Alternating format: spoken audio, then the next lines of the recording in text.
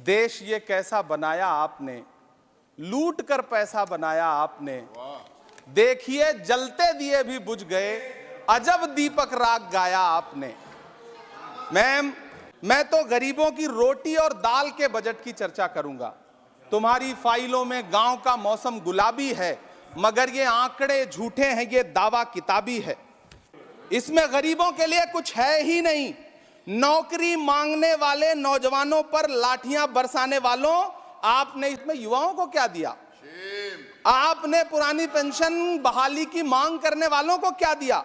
सालों से अपने लिए छत तलाश रहे लोगों को आपने क्या दिया? कुछ नहीं। और फिर आपको पूरी उम्मीद है कि पूरा देश आप मंगल गान गाए। कैसे संभव है? मैं सदन में खड़ा होकर के फुटपाथ पर रहने वाले, छप्परों में रहने वाले, झुग्गियों में रहने वालों के लिए क्या है, उनके लिए क्या है जो प्रधानमंत्री के किए गए वायदों की बाट जोह रहे हैं। हर साल फरवरी की खूबसूरत सुबह और सजी हुई संसद से बरसते हुए झूठे वायदों की जवाबदेही कौन तय करेगा? कौन बताएगा कि 2022 में प्रधानमंत्री जी जो सबको पक्का मकान देने वाला वायदा किए थे उसका क्या हुआ? लोगों के सरों पर छत देने वाले प्रधानमंत्री जी के जुमलों से अलग उन्हें यह क्यों नहीं दिखता कि राज्यों में बैठे हुए उनके नुमाइंदे लोगों के सरों की छतें उजाड़ रहे हैं? उत्तर प्रदेश हो, असम हो, जम्मू कश्मीर हो, मध्य प्रदेश हो, भाजपा शासित राज्यों के बुलडोजर न सिर्फ लोगों के घरों को उजाड़ रहे हैं बल्कि कुचल रहे हैं लोकतंत्र को, संविधान को, अदालतों के मेयार को।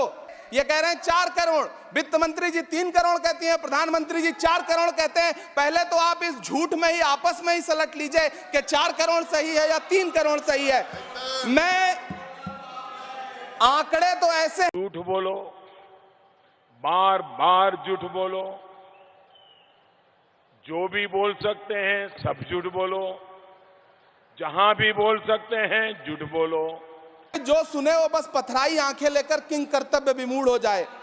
लेकिन झील में पानी बरसता है हमारे देश में, झील में पानी बरसता है हमारे देश में, खेत पानी को तरसता है हमारे देश में, जिंदगी का हाल खस्ता है हमारे देश में, दूध महंगा खून सस्ता है हमारे देश में। कीमत तो बहुत बढ़ गई शहरों में धान की, लेकिन विदा न हो सकी बेटी किसान की। मौका मिला तो लोगों ने कुर्सी के वास्ते तस्वीर ही बिगाड़ दी हिंदुस्तान की। और आज बड़ी बड़ी बातें कर रहे हैं। ट्रेनों के डिब्बे को वंदे भारत कोच में बदलने का एक प्रस्ताव रखा अपने भाषण में। ठीक है, ये सुनने में कानों को बहुत अच्छा लगता है, लेकिन मैम, ये सरकार ट्रेनों की सुरक्षा के बुनियादी मुद्दों पर एक शब्द नहीं बोलना चाहती। बालासोर हादसे में घायल हुए लोगों की चिता की राख अभी तक ठंडी नहीं हुई है। वंदे भारत के वीडियो पोस्ट करने वाली ये सरकार कभी भारत की जनरल डिब्बों की, रेलवे के स्लीपर क्लास डिब्बों की वीडियो अगर पोस्ट करे ट्विटर पे तब समझ में आए। बिहार से, इलाहाबाद से, लखनऊ से दिल्ली आने वाली, मुंबई जाने वाली ट्रेनें देख लीजिए, उनकी हालत देख लीजिए, तो आपको लगेगा कि ये वही ट्रेनें हैं। आज स्थिति यह है कि रेलवे स्टेशन तो छोड़िए, रनवे पर खाना खिला रही हैं आपकी प्राइवेट एयरलाइंस। अभी आपने जुर्माना लगाया है, नोटिस दिया है एक एयरलाइंस को। यह स्थिति आपने करके रख दी है ट्रेनों की, एयरलाइंस की। ऐसे में मैम, कागजों पर तो आप कितना भी वंदे भारत और बुलेट ट्रेन सर पर दौड़ा लीजिए, लेकिन असल में भारत की ट्रेनों की डिब्बों की सवारियों की हालत देखने लायक है। अगर सरकार खुली आंखों से उसे देखना चाहे तो देखे और उनकी स्थिति सुधारे। आज अपने प्रधानमंत्री जी ने अपने भाषण में यहां खड़े होकर कई बार न्यू मिडिल क्लास की बड़ी चर्चा की, न्यू मिडिल क्लास जनरेट करेंगे। लेकिन मैं तो यहां खड़ा होकर के सरकार से कहना चाहता हूं कि न्यू मिडिल क्लास का जुमला अपने पास रखिए।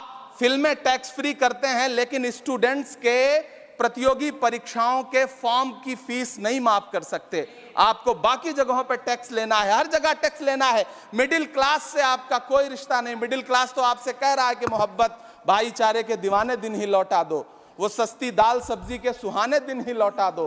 ये अच्छे दिन तो अंबानी अडानी को मुबारक हो, हमें ऐसा करो साहब, पुराने दिन ही लौटा दो। वो पुराने दिन जो बहुत अच्छे थे, वो पुराने दिन जहां लोग एक दूसरे से मिलजुल करके रहते थे। मैम, इलाहाबाद, दिल्ली, कोटा जैसे शहरों में छोटे छोटे कमरों में अभावों के साथ पढ़ाई कर रहे युवा किताबों के साथ गल चुके हैं।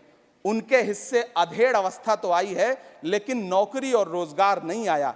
हर साल 2 करोड़ नौकरियां देने का दावा करने वाली ये सरकार 10 साल में युवाओं को नौकरियां नहीं दे पा रही है। 20 करोड़ नौकरियों का बोझ है इस सरकार के कंधे पर।